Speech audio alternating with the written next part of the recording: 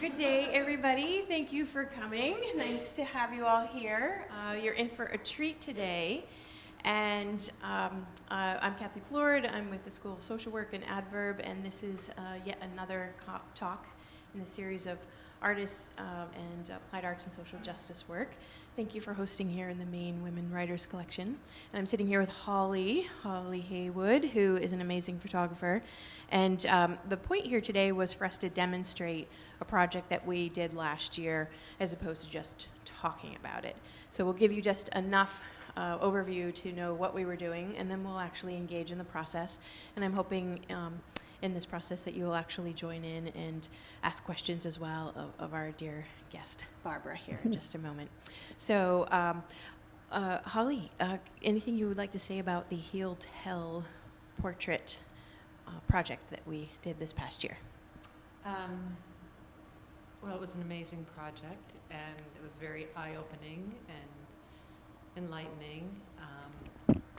I mean, I'm a photographer, and I don't for a minute think that you can take a photograph that says it all. I think it just captures a fraction of a second of someone's life in an exchange between myself and Kathy and the person that I'm training the camera on, and so it's often a surprise because you're engaged in the process, and then you go back and where so much of it happens is when you're editing and when you're really looking. You have time to really look and see what you've done, and it's a collaboration. That's what ends up being so phenomenal about it. It's engaging with all the parties that are involved. Great. So briefly, the Heal Tell blog, which is on the UNE blog system, has one called, it's under Portraits of Pain. And the process is that we found wonderful people like Barbara to interview and had a conversation with them. I took notes on our conversation and tried to be as authentic to their words as possible, but not capturing every or every space or that sort of thing. And Holly took photos. I went back and transcribed our conversations and then presented the language to the subject to make sure that that in fact is what they wanted to say. This was an opportunity to add new information that perhaps didn't get said in the moment, or clarify something that I got wrong in my brain, or what have you. And then we matched the photos with the narrative and have put them on to the blog. And the whole point of this dialogue has been to talk to healthcare professionals and those in training about what people who live and know chronic pain need the healthcare professions to know and do and understand. And I think it's a beautiful dialogue, and not every conversation has taken a different direction, and we'll see what direction we take today with Barbara. Barbara Meldrum, did I say that right? Yes. Yes, good. So Barbara, you are a graduate of the School of Social Work. I am. 1998, I believe, is the date I saw in the information. Thank you for coming today. You're welcome. And I think there'll be people who just join us in the process. So we can welcome them as they come in and go from there. So we'll not worry about Holly at the moment. You can look at her if you want, by all means, but really it's just a conversation, and we'll follow your flow as you wish. All right. So can you tell us a little about yourself and perhaps why you agreed to come here today? Oh, my word. I've had pain since I was 11, and my primary technique for dealing with it has always been ignore it. And people look at me, my disability is invisible because you can't see my pain, and I make a lot of efforts to hide it. I don't use pain behaviors. So doctors have said that I'm not in pain because I don't have pain behaviors. So I guess I came today because I wanted to dispel many myths, and I wanted to present a wonderful way I found for dealing with pain and helping those others who have pain as well. I'm a therapist. I see trauma survivors, and almost all of them have chronic pain of one sort or another. And so it's been in finding ways to help them that I've also found ways to help myself. Great. You have brought some beautiful items with us today, and I think people behind us, if they wish to see, they can get up and move. And Oh, move absolutely. around. But if you would let them take care of viewing for themselves, and you just take care of your own talking about them and handling them as you wish. So, Okay. So ready to go on your journey with these beautiful items on the table. Well, they're all healing implements. As a child, I knew I was living in the wrong century. I knew that from the time I was about 4. I had a pretty good conception of time then, and I knew it was the wrong time. And I was a nurse. I guess I am a nurse. And I also learned to do therapeutic touch, which is a modality that was invented by people at NYU School of Nursing. And it was taught to nurses widespread, and I learned it, and I used it. I found that I was in ICU and CCU, and people that were under my care, some of them would make that turn during my shift. And it just had to do with my spiritual presence, you know. I always have had one leg in the other world, and that's what Turtle is for. Turtle bridges the worlds of water and land, and Turtle helps me bridge the two worlds. And you said it bridges water and land? Yes. So I bridge two worlds. And also through therapeutic touch, I would do it for individuals who would come to me. And I found that I was given messages, and I had no idea where they were from. But inadvertently, I was doing a shamanic journey because I imagined that I was a hemlock tree, and that was my way of centering to do the work. So in essence, I was merging with the hemlock, which was my step into the world of the spirit. And so I would get messages, and I'd convey them to the person who was with me. And the next week, they would have come back, and they'd have left their boyfriend, ended a marriage, left their job, and I just freaked. I had no idea what my responsibility was, and I had no one in Northern Maine, I had no one to talk to about it. So I stopped doing that. But actually, I was getting messages from spirits who were their guides. And the information was it made no sense to me, but it clearly did to the people I was talking to and treating. So I went into hiding again, and after I was too disabled to work in a hospital anymore, I retrained and got a job as a school nurse. And I found that what I liked best was the counseling in that job, that I liked, I just liked talking to the kids. And an example of how spirit helped me at that time was there was a young woman who was, I'm sure, sexually abused, and I know she was physically abused.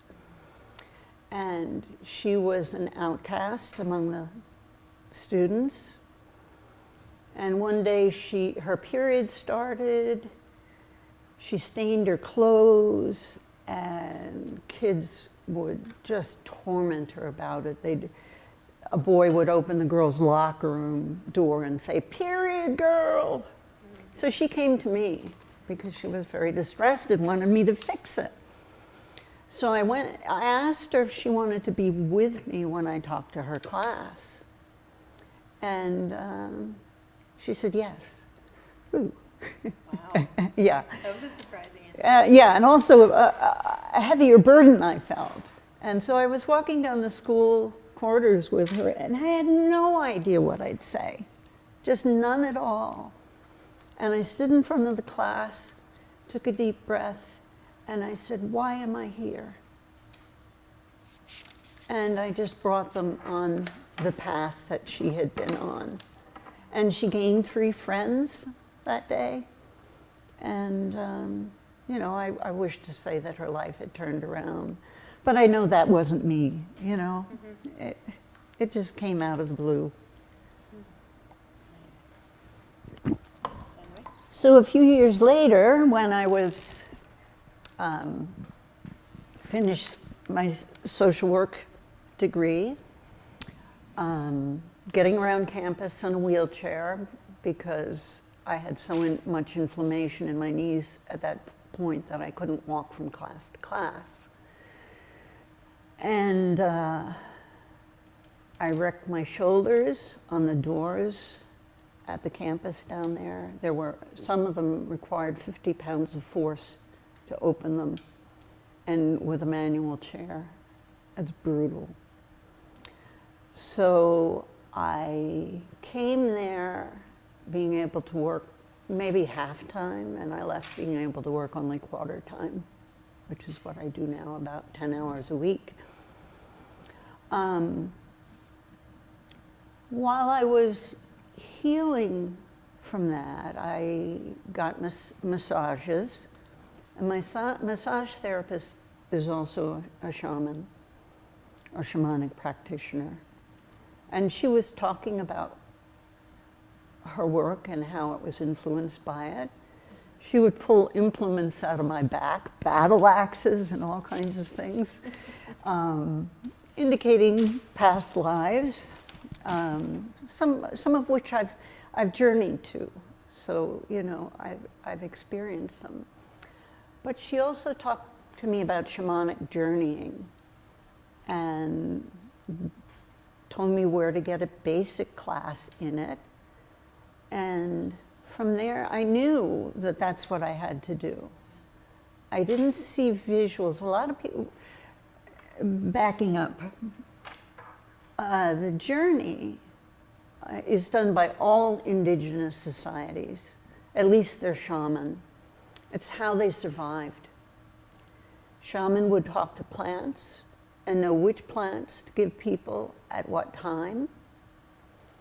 And I'm a nurse, you know, I'm still a nurse, and I still question.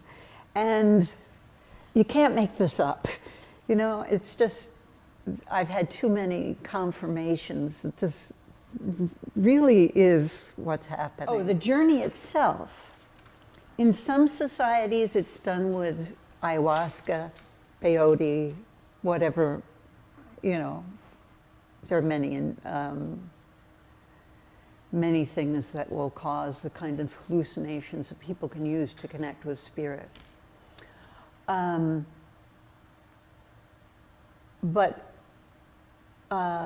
Michael Harner is an anthropologist, and he has studied the spiritual practices of many, many cultures. Mm-hmm. And what he did is he gathered them together and looked at what was common to each one. And he found that you didn't have to take drugs to do this, that a drum beat about 220 beats a minute.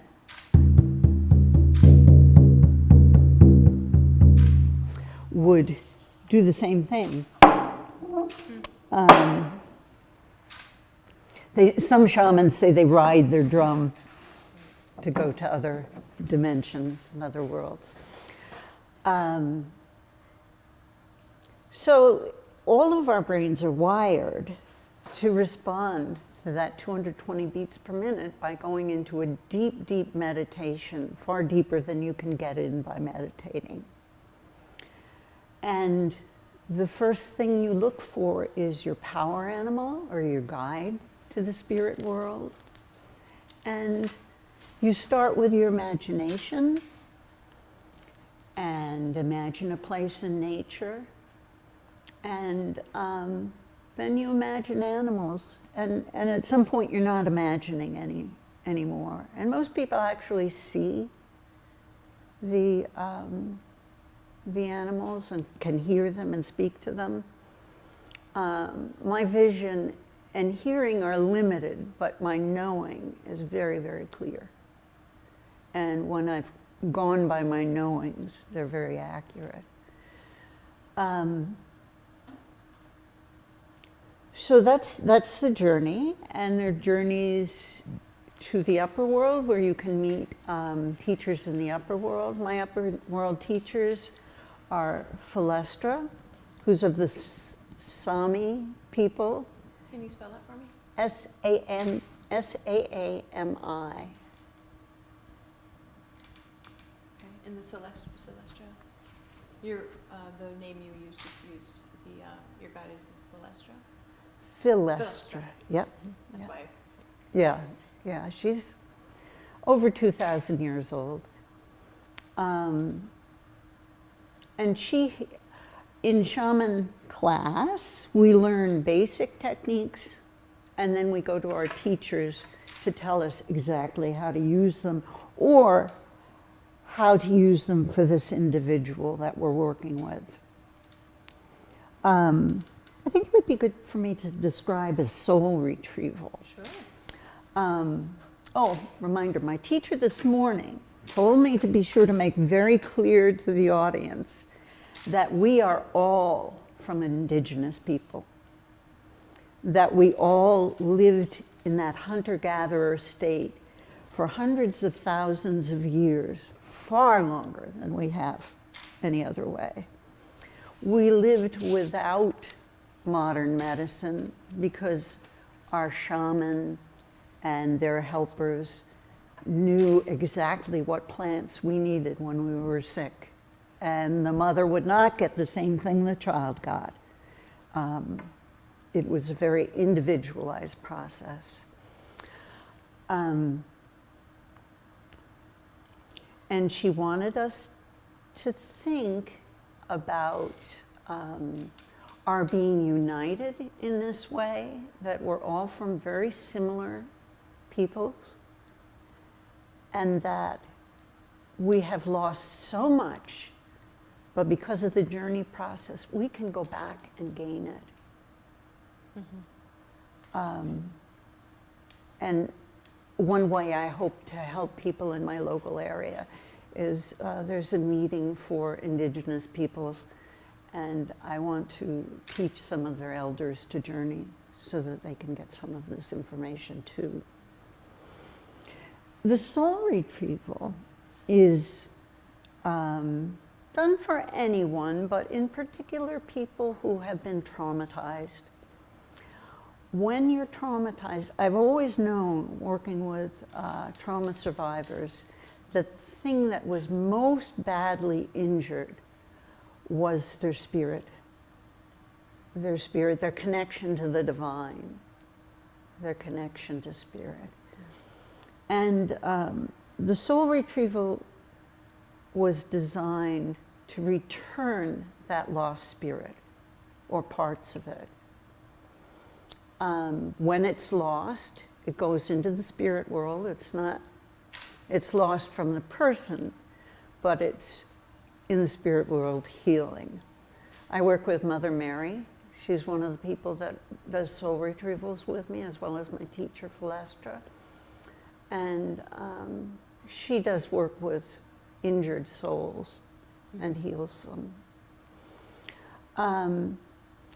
Soul retrieval starts with, of course, lighting candles and setting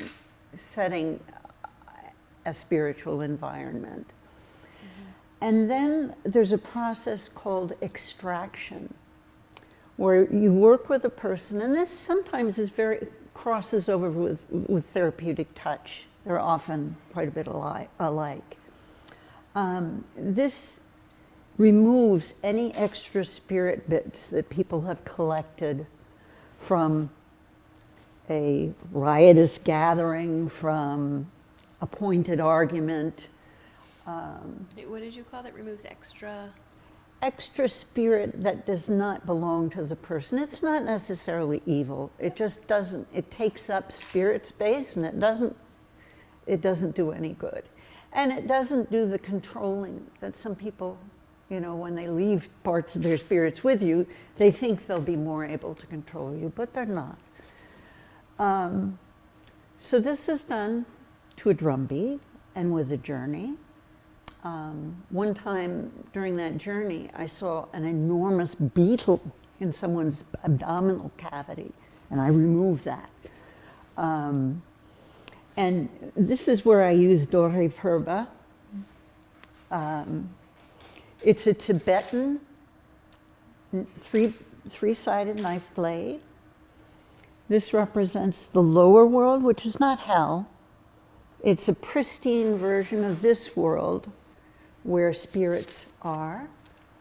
In between, this is the middle world where we are. And up here is the upper world where you meet spirit guides, teachers, people who have been alive and are no longer. So this is used, if I may use my costume to show, it's used this way, and it's like pulling taffy out, and you pull it out, and then you tap it on the ground so that the extra spirit goes into the earth and just gets cleaned and purified.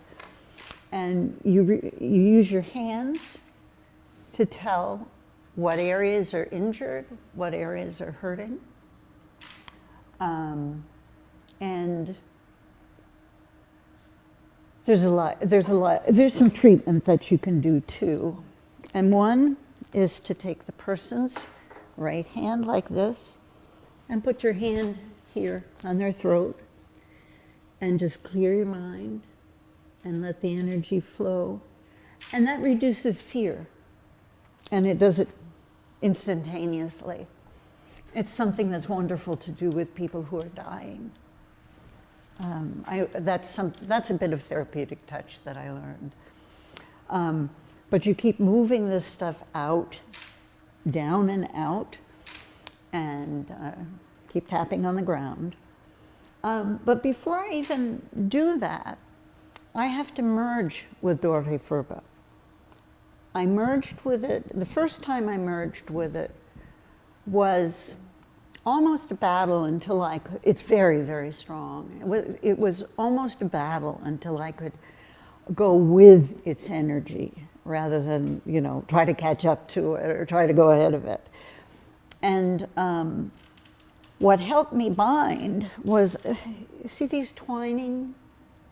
I can pass this around. They're twining for water snakes. And while I was standing merging with Dorje Purba, a water snake came out of the lower world, twined up my body, this enormous snake, and then up into the upper world. And then I knew that Dorje Purba was willing to work with me. I think they call that an assist, right? An assist? Yes, like in basketball, they call it. Oh, an okay, assist. yeah. But in this case, it's very integral. Yes. Yeah. So that's the first part of the soul retrieval. The second part is to journey to the upper world, to my teachers, and ask them if they can find any spirit parts of this person that are healed and ready to come back. And I usually go to Philestra first, and she negotiates, and sometimes I have to help too, so that the spirit is willing to come back to the body, because it left during trauma. It left during severe trauma. So sometimes they're reluctant to come back. So I hold this to my heart while I'm holding their hand. And when the spirit is ready, I capture it in the crystal, and then I blow it into their heart chakra and their crown chakra. Yesterday, I did a soul retrieval for someone, and part of what I brought back was her. She was a pioneer in the as a boss in the mill. She learned engineering from a book. Her injuries stem from pranks at the mill. So part of what I brought back was that pioneering spirit. That she was having a surgical procedure today, so I told her that she should face this as a pioneer, you know, as she's a scientist gathering information, and that's exactly what they were doing. And then I journeyed to Mother Mary, and Mother Mary returned her sense of trust, along with the discernment, the ability to tell whether this is a person she can trust or not. Mm-hmm. And then the next part, the last part of the soul retrieval, is called a prescription for integration. How does the person make this returned soul element want to stay? And basically, they need to use it. It's there now, they need to start trusting it and start using it. And once they start using that ability, then it will stay, you know. And so her prescriptions were to realize that now she didn't need to be afraid of the computer as she had been. She was ready to go back and learn the computer, and to go to her surgery today as a scientist. And then for the trust part, she used her discernment. She couldn't trust the doctors up in Farmington. They dismissed her as being mentally ill. She had a crushing injury where a piece of steel, 4 inches thick, 4 feet long, and 2 feet wide, was thrown on her from 50 feet. It hit her full in the back. It stopped her heart. She had to be resuscitated. And she has massive injuries from it. But there wasn't a broken bone, not one broken bone. So she couldn't get disability. They gave her disability for being depressed. Who wouldn't be? And that diagnosis, depression, has followed her, and people see that and they don't listen to her. So another message I had from the medical community was that we are the experts on our own bodies. We know them better than anyone else, and they can certainly teach us a lot. But even in order to do that, they have to listen to us first. I built a house when I was in my 20s and early 30s with 2 young children.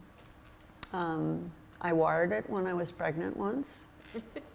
I knocked out a wall, put in a bathroom, and wired the house, and finished the day I went into labor. When doctors hear that, they write in their notes, Delusional. Barbara, no, they say Barbara helped her husband build a house. He drank and smoked pot. He didn't build the house. But, that's what I see their notes and that's what they write. I helped my husband build a house. He didn't even help me, But without listening to my words, they can't understand what this body has been through. I was splitting wood. I was hauling water. I was carrying 2 kids around and I was building the house. And we were a mile from the road in the winter. So I had to snowshoe in and out with a baby on my back and one on the sled. And when I was about done with that marriage, I was done with the life and I left my husband the house and moved away. But, okay, did I finish the soul retrieval, the prescription for integration? In the integration, yes, you mentioned that. Okay. And we don't know how to do it. Good. We've not been taught, but we have Well, essence of how this goes. Unless you journey, and you can learn to journey. I probably have cards with me if you're interested. I live up in Wilton. I've taught people by phone.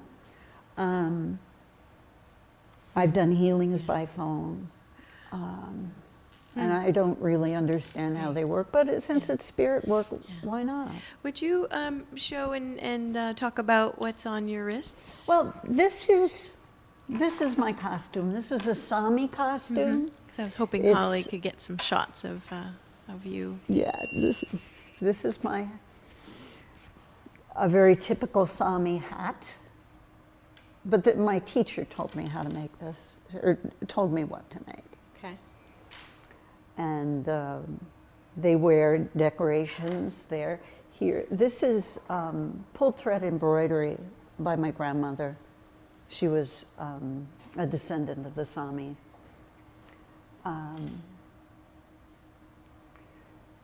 So this is kind of the short version of that, And Do the ribbons have meaning? I'm sure. no, except they do bring the element of the air in. It's kind of like having feathers attached. Great. Oh, what else have you brought that you'd like to share What with else? us? Okay. Another part of my spirit work is with Archangel Michael. Now, this is my first painting. I've done a few more since, and I've improved a lot. But that's one thing that's come out of this is painting is a wonderful distraction. You don't know anything else exists when you're painting. This is a journey that happened.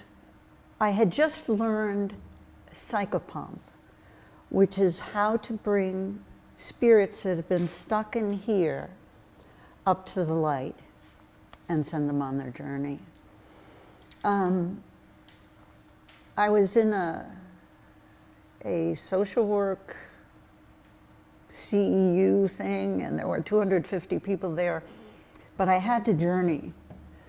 So I just tapped my leg, and and all those people. I found that my oldest sister, who died when she was 5 of hydrocephalus, had never passed on to the other world, because people who have cognitive difficulties, as well as those who are very angry or have unfinished business or who are very depressed and remorseful, those people often don't cross over. And people with cognitive difficulties, it's because they've been led around all their lives. So they don't just look up and know to just let go. So when I got home, I did a proper journey. And I had started working with Dala reindeer. Dala painting is a Swedish kind of painting that's done typically on horses. These are called Dala horses. This was given to me as a baby. But my reindeer is a Dala reindeer. And when I do psychopomp, I become an angel. And there are very few people or children who will I've never met anyone who would turn me down. You know, they always come with me.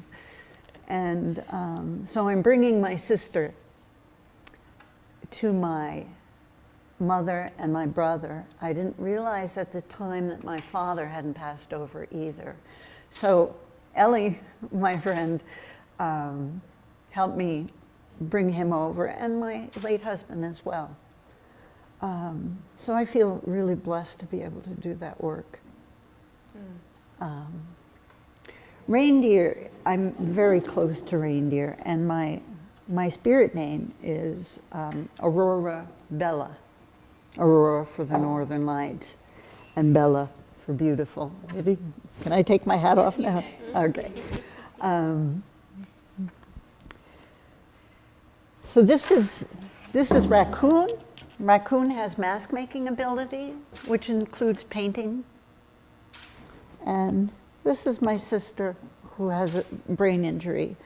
And she's dressed as Blue Lady, who's the spirit of my blueberries outside, who are teaching me dependence and interdependence. And I'm not looking forward to a total knee replacement on my other knee, since the first one failed, but I have to have it done. So, You've already done the pioneering. yeah, Yeah. yeah. And then I got Lyme disease, so Oh, I dear. Yeah. never could do the recovery. So, these are rune stones. I work with Odin to cast the runes. Yeah. He gave up, I have a painting, he's given up his eye to the well, the Norns wells. Norns are three women that keep the well of knowledge in Norse mythology, and I work with Odin. And I also work with Freya, who is, she's an oracle. She was the first shaman in Norse mythology. And when I journey for her to become her, I listen to some chanting, some women's chanting. And then I become Freya, and people ask me questions, and I answer as Freya. You look about ready to... Well, I'm thinking of where you are in your story right now, and I'm wondering if this is a good time to have question. other people ask you questions Absolutely. and guide that a little bit, because you've given us a Yeah, wide range. and one thing I must say Sure. is that the healing that I do, I get back threefold. So to do healing is to receive healing. And that's a beauty of the way spirit works. Okay, great. So as you ask questions, would you make sure you have a mic with you so it captures it? Any thoughts or guiding questions? You might have a leading question, knowing Barbara, you might have a leading question, but other folks might have other questions. Hi. I think that the concept of a threefold return for healing is a very powerful one. And I wonder if you can talk about, have you had interventions in the healthcare system with people who you feel maybe innately practice that? Or are there suggestions you might make for healthcare education that would help to bring that idea to the forefront? Oh, sure. I did go to an osteopath who did hands-on treatment, and she was extremely spiritually attuned. And she worked very effectively with me because she was ever so gentle.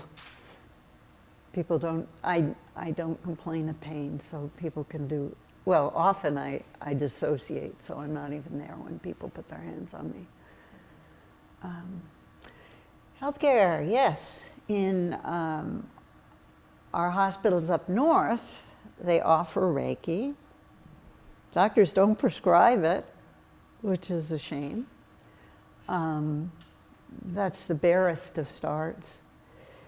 There's a nation called Tuva near Mongolia, And their last shaman went to Russia for medical training.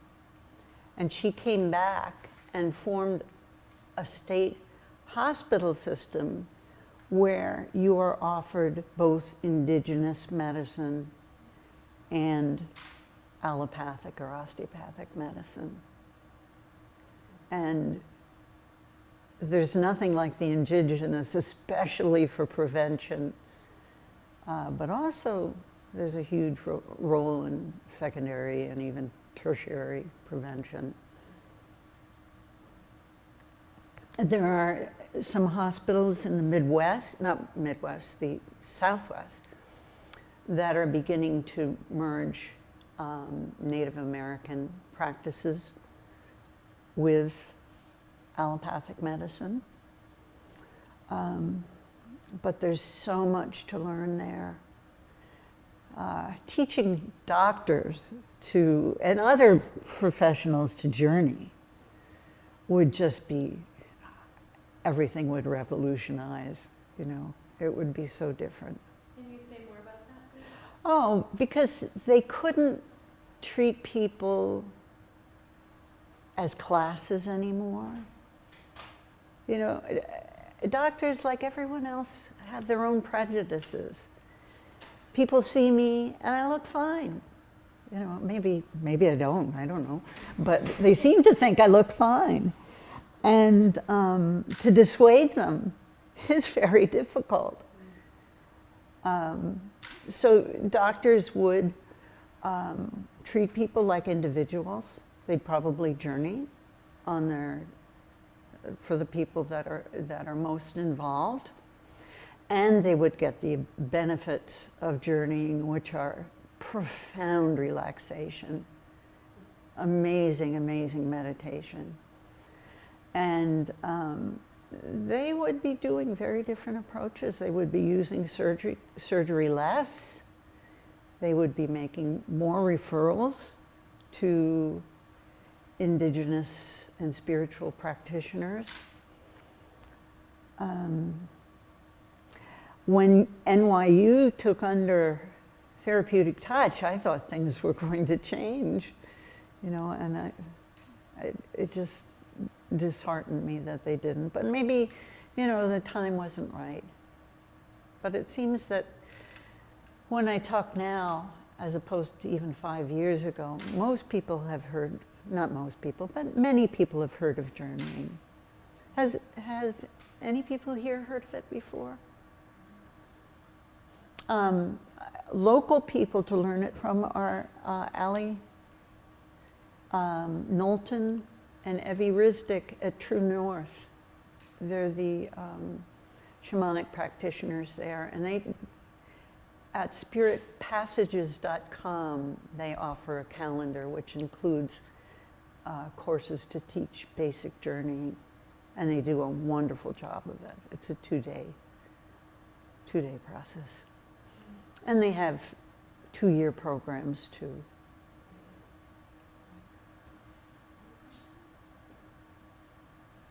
Yes?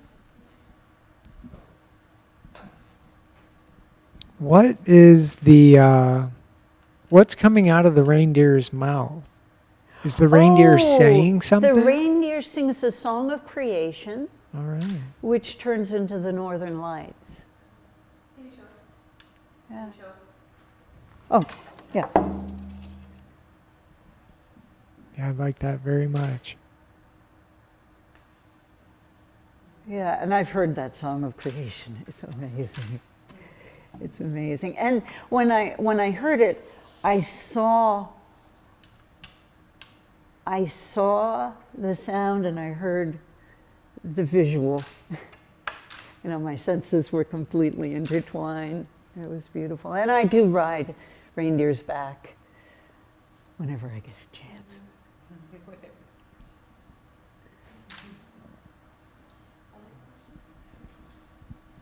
Have you worked any with other religious backgrounds as far as like rabbis and priests and that sort of thing? Do you find any openness in those areas to to shamanism. In particular, I noticed there's a snake on what you had, and the intertwining snake. And I thought, in the Bible, there's Nehushtan, which is that snake that everybody looked up to when they're in the wilderness with Moses and got them well. So it's really been around a long That's time. why the medical thing with the Exactly. snake? That's where the stick comes from, the medicine. Yeah. I would love to. I have not had the opportunity. I am trying to work with a tribal elder. I haven't started that process yet, but in a few weeks I'll be able to speak to him again. And, so far as my clients are concerned, they come from all religious backgrounds. And I've only had one conservative Christian she met Jesus the first journey. And she was walking with him and she knew it was him and she wouldn't journey again because she talked to her pastor and he said, get away from her, she's a witch.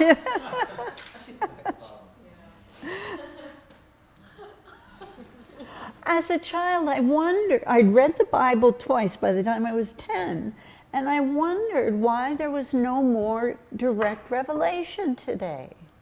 Why didn't we get the same things that the people in the Old and New Testaments got? The thing is, we do, and it's through journeys, however they happen, that we're able to do that. I have a client whose power animal is earthworm, and he is so philosophical. And I take down his quotes because they're beautiful. He's a prophet, an earthworm.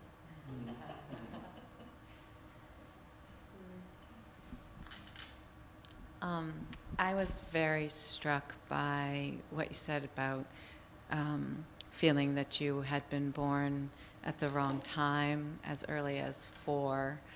And I wonder if you then, in doing this work and in thinking about, your journey during this lifetime, I don't know if you wonder why, and if some of the pain that you've experienced in your physical body, do you think that perhaps that was because, you sort of, it didn't fit for your soul, that sort of your soul didn't lifetime? fit into this container, like it was the wrong container? I don't know.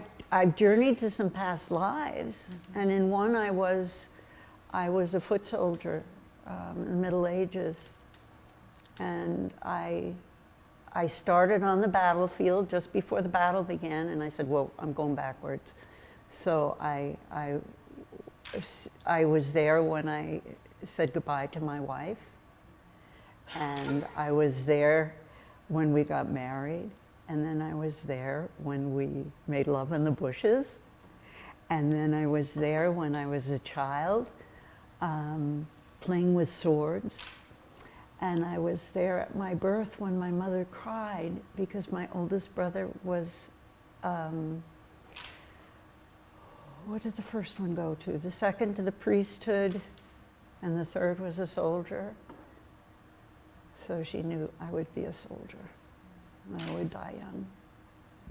Do you feel perhaps that you're a bit of a soldier now in this Oh, sure. lifetime Oh, sure, in your work? yeah. And just one other question. Do you, when you are journeying or working with others, do you experience the physical pain then, or is it set aside, or Other people's pain or your my own? own, your Oh, knees, say? I have no pain, no pain none at all. when you're doing that. Yeah. Yeah. Though I still have some of the same physical limitations. I can't get down on the floor, So I instead of working with someone on the floor, I have them up in a recliner so I can reach them. We have just a few minutes left. Is there anything that you would like to say to close the loop, or just you would like to leave us with, or for yourself? Oh, journey. Journey, I've been happy since I journeyed. And it doesn't matter whether I'm in pain or not, I'm happy. And I have an excellent quality of life. None better. Barbara, what a gift for your time here today. Thank you. And so our process, Holly and I's process from here, will be to go into the editing room with the photos. And I was multitasking a bit too much to get the notes as much as I would have liked. So I may actually listen to some of the audio from the tape, and I'll take sections of that and share them with Barbara. Make sure that the text is okay with you, that there's an opportunity there to add or shift or any of that sort of thing. And once we're all clear and it's agreed, we match some of the script to different photos, and we put those on the website. And probably we'll look somewhere between 8 and 12 photos max, so that there's some sense of a journey, if you will, through the story. But it certainly won't be an ending. It'll be hopefully a beginning. So thank you for your time today.